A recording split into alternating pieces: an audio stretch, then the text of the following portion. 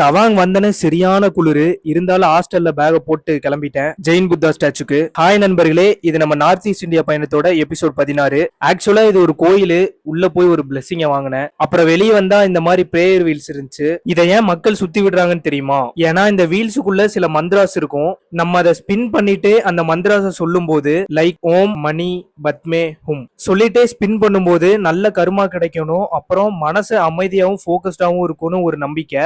நானும் ஒரு சுத்தல போட்டு கிளம்பிட்டேன் தவாங் மொனாஸ்ட்ரிக்கு. போற வழியில இந்த குழந்தைய பார்த்தேன், பேர் தனிஷி. கொஞ்ச நேரம் டைம் ஸ்பெண்ட் பண்ணிட்டு மொனாஸ்ட்ரிக்கு வந்துட்டேன். இதுதான் உலகத்திலே 2வது லார்ஜஸ்ட் மொனாஸ்ட்ரி. இந்த மொனாஸ்ட்ரிக்குள்ளலாம் எப்படி இருக்கும்னு தனியா ஒரு வீடியோ மேக் பண்ணிருக்கேன், அது நம்ம ஐடியிலே இருக்கு, செக் பண்ணி பாருங்க. கொஞ்ச நேரம் அங்க இருந்து கிளம்பிட்டேன். சாயங்கால நேரம் ஒரு மாதிரி அமைதியா பீஸ்ஃபுல்லா இருந்துச்சு. ஒரு சிட்டிங்க போட்டு அப்புறம் நமக்கு தேவையானதை வாங்கிட்டு ரூமுக்கு போயிட்டு இருந்தேன். பசங்களை பார்த்தேன், கம்பி மத்தாப்ப கொளுத்தி வீசிட்டு இருந்தாங்க, பார்க்க ஹாப்பியா இருந்துச்சு. அப்படியே ரூமுக்கு வந்துட்டு மட்டையாயிட்டேன். அவ்வளவுதான் இந்த வீடியோ. எபிசோட் 17ல பார்ப்போம்.